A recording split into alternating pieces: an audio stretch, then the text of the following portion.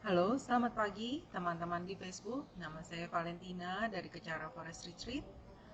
Dalam live stream kali ini saya akan melanjutkan untuk membaca dari buku The Promise dalam bahasa Inggris, kemudian saya akan menjelaskan dalam bahasa Indonesia. Saya akan melanjutkan dari live stream sebelumnya. Hari ini kita akan membaca halaman 49 dan halaman 50 dari The Promise, autobiografi dari His Eminence Chamrituku Rinpoche yang merupakan guru spiritual saya. Kita lanjutkan di sini halaman 49.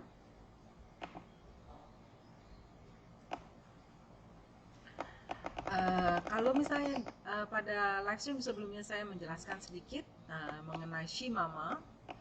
Bagi kalian yang penasaran seperti apa rupa Shimama, ini adalah fotonya di halaman 49. Mari kita baca bersama-sama captionnya. Shimama's family was Rinpoche's first experience of a home, and he had thought of them as his real family. It was only much later that he found out that Shimama was a foster mother and had been paid $50 a month to take care of him. Jadi ini adalah Shimama karena Rinpoche itu diberikan kepada Shimama pada saat beliau masih sangat kecil. Rinpoche itu menganggap Shimama itu sebagai ibundanya sendiri, ya. Dan dia merasa rumah Shimama juga merupakan rumahnya, dan dia merasa keluarga Shimama adalah keluarga beliau yang sebenarnya. Hanya kemudian beberapa tahun kemudian Rinpoche kemudian mengetahui bahwa sebetulnya Shimama ini adalah ibu angkat yang dibayar 50 USD atau 50 dolar Amerika setiap bulan untuk merawatnya. Ya, kita lanjut, kita baca dari sini. However, there were some moments of respite. Rinpoche's grandmother, Queen Dechen, loved him very much and visited him from time to time, often bringing toys, clothes, or candy. He would know when she was about to arrive because he would be washed and dressed in nice clothes, and the toys that she had previously given him would be brought out. The queen was unaware that all her gifts would be denied to him and were either stored away after her departure or given to his foster brothers instead. Jadi karena Rinpoche itu tidak diperlakukan dengan baik oleh keluarga Shimama, di tengah-tengah penderitaan yang dirasakannya itu kadang-kadang masih ada jeda atau waktu di mana Rinpoche itu merasa senang. Nenek biologis dari Rinpoche, Queen Dechen, yang merupakan ibunda dari Dewa Nimbo, itu sangat mencintai Rinpoche dan sering mengunjunginya di rumah Shimama dari waktu ke waktu. Bahkan pada saat beliau berkunjung, beliau selalu memberikan mainan, baju baru, atau candy atau permen di sini. Dan biasanya Rinpoche itu tahu kalau Queen Dechen itu akan datang karena sebelum Queen Dechen datang, Rinpoche itu selalu dimandikan, ya, dan juga dikenakan baju yang bagus, ya, dan juga semua mainan yang diberikan kepada Rinpoche sebelumnya itu dikeluarkan. Tapi Queen Dechen itu tidak sadar bahwa semua hadiah darinya itu begitu Queen Dechen pulang akan diambil untuk disimpan atau diberikan kepada salah satu anak dari Shimama. Paragraf selanjutnya. The only other brief beacon of happiness in the young Rinpoche's life was the kindness of a beautiful young lady called Kwan Mama, who would visit him and often take him out to the hot springs in the surrounding countryside of Taipei with her brothers. They bought him toys and clothes and even bathed the young Rinpoche as they noticed that he was not well looked after and lacked even the most basic human care at home. Jadi selain Queen Dechen, ada jeda waktu lagi di mana Rinpoche itu merasakan rasa bahagia, ya. pada saat dia masih kecil, yaitu karena ada seorang wanita muda yang bernama Kuan Mama yang sangat menyayanginya. Jadi Kuan Mama ini sering mengunjungi Rinpoche di rumah Shimama dan bahkan sering mengajaknya pergi ke permandian air panas di pinggiran kota Taipei dengan adiknya. Jadi Kuan Mama dan adiknya itu sering membawa Rinpoche dan pergi dan juga membelikan mainan dan juga baju baru untuk Rinpoche dan bahkan memandikannya. Karena mereka itu melihat bahwa Rinpoche itu tidak terlalu dirawat dengan baik dan bahkan perawatan-perawatan yang basic atau dasar itu pun tidak diterima oleh Rinpoche. Kuan Mama met Rinpoche when he was about 3 or 4 years old and only knew him for a few months. She shared that Rinpoche's nickname then was Xiao Niu, which means little bull in Mandarin, as he was a strong, friendly, and likable boy. While he was shy and initially afraid of strangers, Xiao Niu was very mischievous and liked to run around and play tricks. Due to this naturally cheerful disposition, no one really realized that he was being abused at home. He was also very smart and had a good memory. Kuan Mama brought Xiao Niu to stay with her for a while before she was told that he was going to live with another foster family in America. Jadi di sini kita paragraf ini menggambarkan bagaimana pengalaman Rinpoche dengan Kuan Mama. Ya. Jadi Kuan Mama itu bertemu dengan Rinpoche pada saat Rinpoche masih berusia 3 atau 4 tahun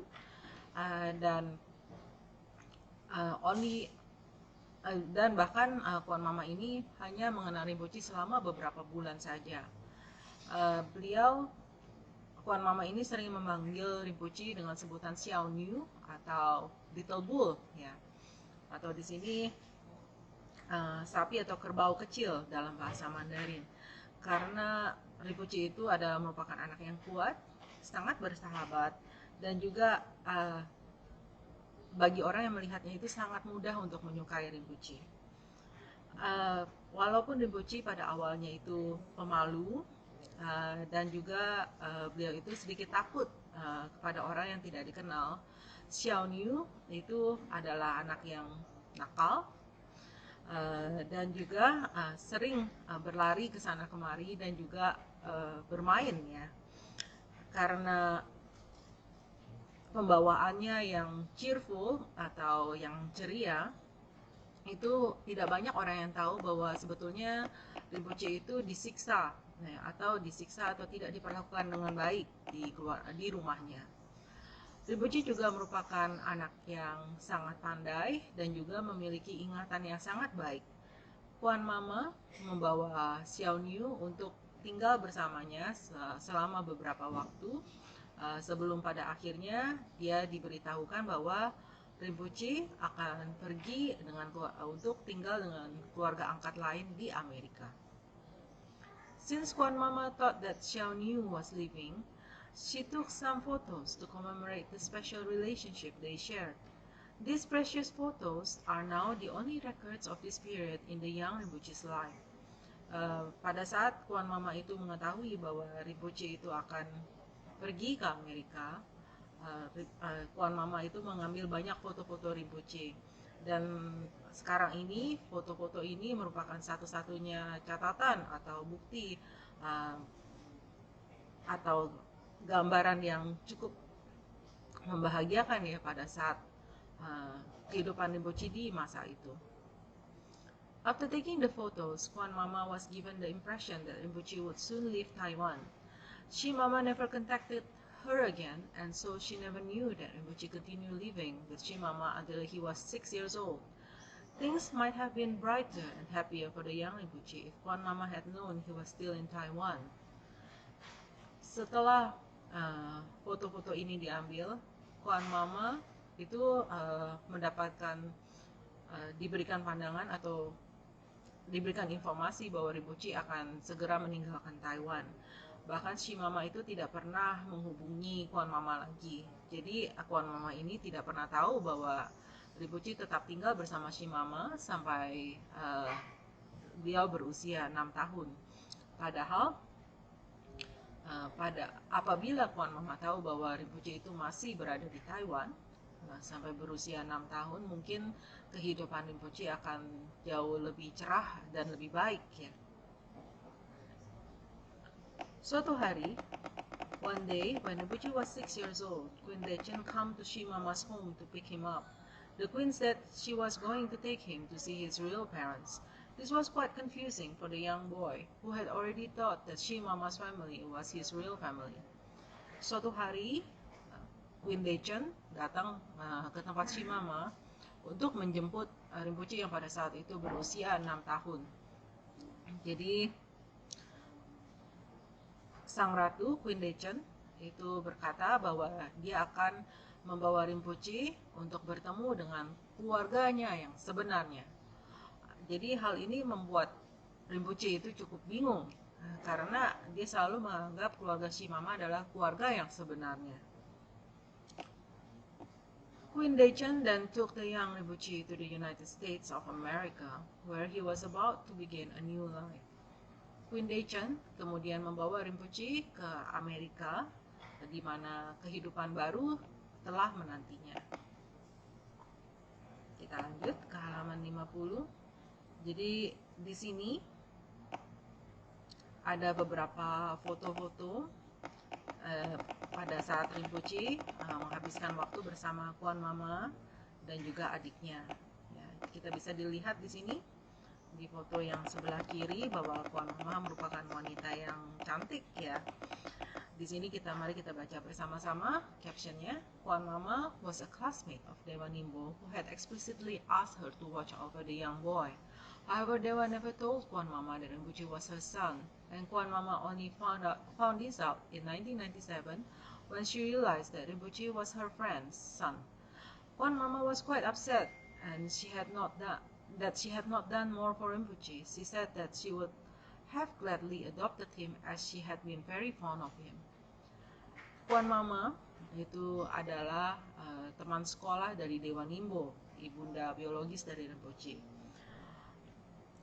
Dewa Nimbo meminta Kuan Mama untuk menjaga anak laki-laki ini atau Rinpoche.